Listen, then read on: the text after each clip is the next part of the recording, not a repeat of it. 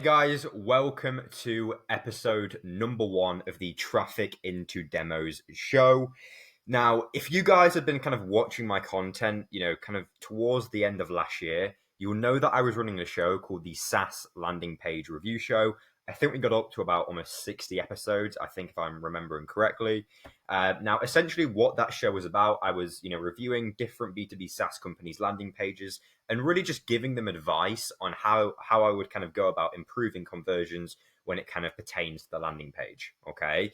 Now, I'm kind of bringing that back right now, and this series is really going to be similar. However, I think what I'm going to really try and do with this instead is with actually some of the episodes, I'm going to actually bring the companies that I'm reviewing onto the call. So I'm kind of doing it in live time and maybe even using like LinkedIn Lives to review some of the landing pages and kind of sales funnels.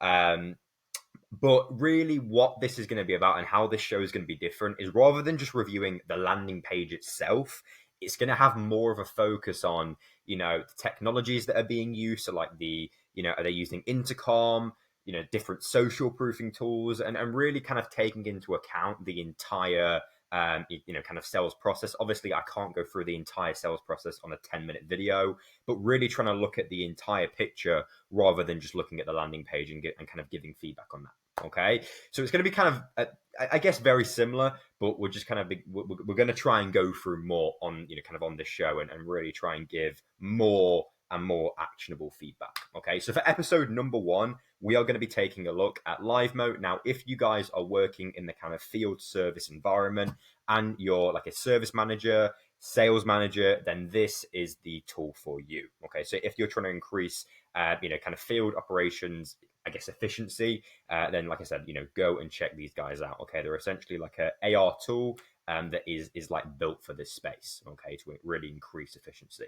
Okay, now what I'm going to do is kind of using this little note section here. I'm going to first of all run through the tech stack. So I've took a look using this tool called Built With, all the tools that these guys are currently using on their site. Really, really awesome tool. If you guys are not using Built With and you're an agency or you're looking to see what different tools, different companies are using, really go and check them out. But yeah, what I'm going to do first of all is kind of look at the tech stack and kind of add something, kind of almost suggest some things that I would add.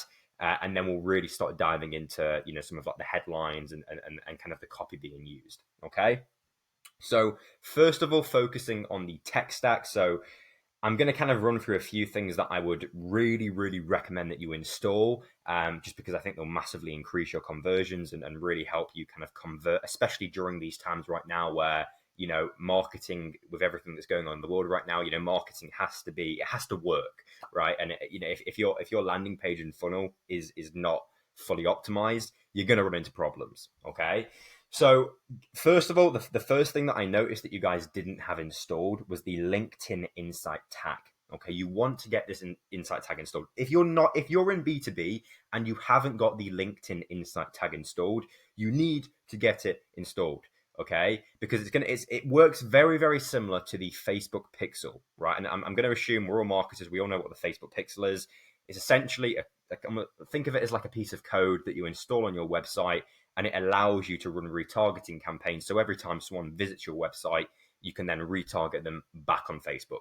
The LinkedIn Insight tag works the exact same way. Okay, so every single time a potential prospect, a target account visits your site, you can then retarget them back on LinkedIn. Okay, super, super effective form of advertising, and it's a hell of a lot more cost effective. Okay, because you're not just going after cold traffic, you're only retargeting people that have hit this website. So get that installed. Okay.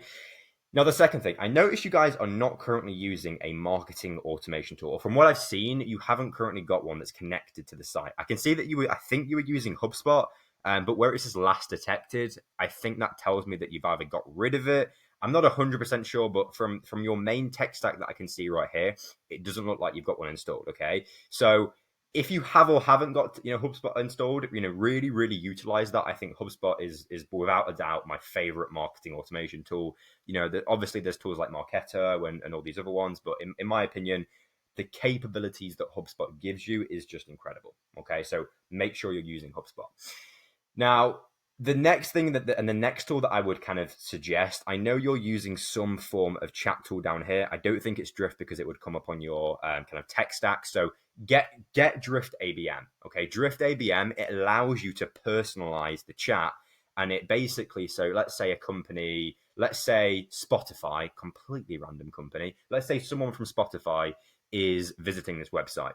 Okay, by using Drift ABM, it would be able to actually detect that someone from Spotify is visiting your site, and it would customize the chat so that when this person from Spotify is visiting, it would say, "Hello, Spotify." Okay, so like make sure you're using Drift ABM. Okay, I honestly think for the price as well, it is such a good tool to have to really personalize that chat. Okay, and it's something that straight away, if someone from a certain company is actually visiting your site and their company comes up on the chat, it just it gets that it's things like this that get people's attention. Okay, now again, the final thing that I would suggest is get a social proofing tool installed. Okay, so something like useproof, where essentially what useproof does is it every time someone visits your website, it basically allows other people to know that 10 minutes ago John from Italy or John from the United States has visited this website also. Okay, so if I'm on this website right now, there'd be a little pop-up here that would say John from the United States 10 minutes ago visited the site, or John 10 minutes ago requested a demo. Okay, so it's a really social proofing is massive in my opinion, because it allows potential customers that are visiting this site to know that other people are actually engaging in your services and are visiting your site as well. Okay, now moving on more to kind of the copy and the funnel itself rather than just the tech. Okay, so first of all, kind of taking a look at the headline, and something that I always used to say in the SaaS landing page review show is, when it comes to your headline, you want to do what I call is kind of what I call a pain provoked question. Okay, so what I mean by this is, and kind of having done my research on kind of what you guys do, something that this kind of question could sound like could be service manager question mark, struggling to streamline and increase the efficiency of your field operations. Okay, what we're doing with that headline is we're first of all calling out the decision maker that we're targeting. Okay, so if you were running a campaign where you were targeting service managers of these certain companies, when they hit the website, we're only addressing them. It's specific. We're not just talking about random different industries, and we're not using random words. We're being highly specific to the people that we're talking to, and we're then introducing the problem that they're experiencing. Okay, which is they're struggling to streamline and increase the efficiency of their field operations. We're being super, super specific to the problem that we're solving for these people. Okay, the key word here is specific, and I guess the other key word is speaking to the problem, not speaking to the features and benefits of your software. Okay, a big mistake I see with lots of B2B SaaS companies is they either do things like this, where it's kind of just random statements, and really just not being specific enough in their headlines. Okay, what's amazing with B2B is, because a lot of the time, companies like Livemote, they're serving very, very specific markets. You can make your copy and advertising and different copy on your website hyper specific. Okay, and you can really just be speaking to one type of decision maker. Okay, so make sure you're doing it. Okay, so that's the headline. Okay, the keyword again is being specific and speaking to the problem. Okay, because by really speaking to the problem, okay, it almost irritates the person, right? When they read the headline, and you're really speaking to something that they're facing in the business and that they're really experiencing on a day to day that's painful for them, and it's a big problem. Okay, it's gonna get their attention. It's gonna pull them out of of scrolling through LinkedIn. It's gonna captivate their attention, basically. Okay. Now, focusing on the subheadline, so currently it reads, increase your field service ROI by dramatically improving efficiency of field ops. Okay. Now, something that I would do in the subheadline is, and you can do a few things with this, but something that I've kind of wrote here is, did you know that by using augmented reality, our clients increase their efficiency by, X percentage? Okay. And the reason why you want to have a headline like that is because you want to kind of show them what's possible when using either the technology, which is augmented reality. I think it's augmented reality. I'm not 100%. I may have got that completely wrong. So in fact, I'm gonna change it to by using Livemote. I may have got that completely wrong. Okay. But yeah, again, the idea with the headline is you want to kind of show them what's possible, right? Show them the kind of capabilities that they can potentially experience by using your software. So you can drop things like, one of our clients increased their efficiency by 27%, right? So you want to kind of give actionable things that other companies have been able to achieve since using your software. Okay, because what that creates is they've just read the problem below on the headline, above on the headline, right, that they're experiencing, and then you're kind of showing them what's possible and showing how other companies have been solving that problem, and some of the numbers and kind of efficiency increases that they've been able to achieve. Okay, so it's given actionable kind of data. Now, again, something that's really, really big, and a common mistake that I see a lot of B2B SaaS companies making with the CTA button, is, again, it's this keyword here, specific. It's not specific enough, right? Like, contact us to discover how. It's not very specific, and again, I think it's the CTA button.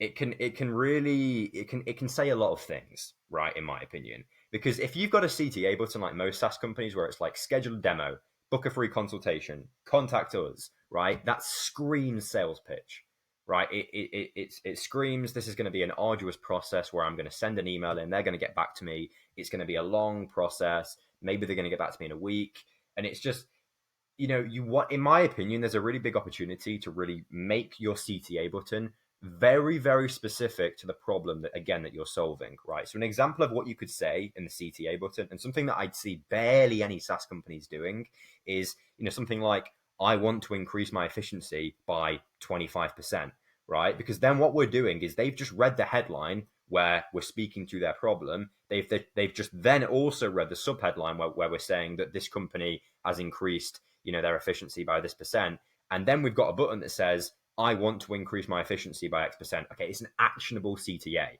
That contact us is not an actionable CTA, right? That's just kind of, it's a bit random. That could mean so many different things, right? They could contact you, and it's a lot. So something that I suggest is making the CTA button something that is very, very clear cut, right? It's again speaking to one thing, and it's kind of speaking on what you've said in the headline and the subheadline. Okay, so having a specific CTA is absolutely key. Now, something that I'd also say with the CTA button, just to kind of further touch on that, is what I noticed is that when I clicked through on the CTA, is that it takes me to this page where I've got to fill in an application, and then I'm going to assume that you're going to get back to me. What I would do, honestly, unless this button here means schedule a demo, I'm going to just double check. Okay, no. Okay, what I would do is I would, instead of having this process where it creates a lot of friction, because what's going to happen is I'm going to send in the form, and then you're probably going to get back to me in 24 hours. Just make it so they can book a time with one of your SDRs, in like a calendar, so it's like Calendly or like the HubSpot calendar. Make it so it's just a calendar, okay? Because by using this, they've got to contact you, and then you've got to contact them, and then maybe they don't reply over email, and what was just booking a call can sometimes take like 3-4 weeks because you're just going back and forth over email, right? So just make it so they can just book a time in one of your SDR's calendars when they click the CTA button.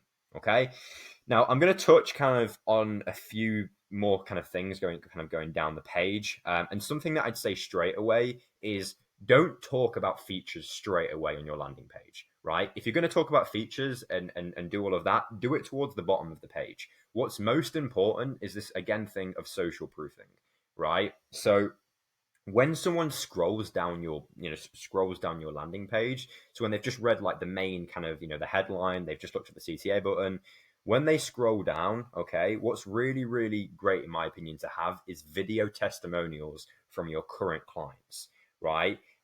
But there's kind of a caveat here, right? Because the way that most companies do video testimonials, in my opinion, is just, it's really not the right way to do testimonials, right? The wrong way to do testimonials is just filming your client, or just getting your client to talk about random crap for 10 minutes and making it a very corporate video, and just, there's no real structure to it, right? If you're going to do a video testimonial, how you want to kind of structure it is get them to really speak to how they've solved the problem that you've mentioned in the headline, right? So you want to have this page structured that, first of all, they're going to read the headline, right? They're going to be kind of put in this painful state because they've just read this headline and it's really speaking to the problem that they're getting so frustrated about at the minute. They then scroll down and they see, 15 video testimonials from all of these, different service managers that have solved, and they're actually talking on camera to you about how they've solved this problem that you've mentioned in the headline by using Livemote, the software. Okay, so that's how you want to structure your page. And then obviously, towards the bottom, if you want to then mention, certain features, and you want to mention how they can use the software and kind of the process from them signing up to the software and then implementing certain features, then again, I would 100% do that. But the way you want to structure it, especially in kind of the first half of the page, is kind of again using what I've suggested as the headline and the subheadline, and then as they go down, include a section of video testimonials. Okay. So, guys, I hope you've really, really enjoyed this episode. I think we're going to be massively over 10 minutes. I've not actually been checking the time. So, it may be a thing where I upload this on YouTube and then I'll kind of share the first 10 minutes or first 5 minutes on LinkedIn. And then there'll be a link in the comments where you can go and watch the full episode of this. It feels quite meta me saying this, but yeah, you'll be able to watch the full episode on YouTube. And I'd love to hear your guys' feedback on this. Okay, like I said, I'm trying to make this as actionable as possible, especially with everything going on in the world right now. I want you to be able to watch this, go and implement it like straight away, and really, instantly see an increase in conversions. Okay, because I know right now, making sure that you're being as efficient as possible with your marketing dollars is just everything right now. Okay, so guys, like I said, would love to hear your feedback on this. And I will see you in episode number 2 of the Traffic into Demos show. See ya.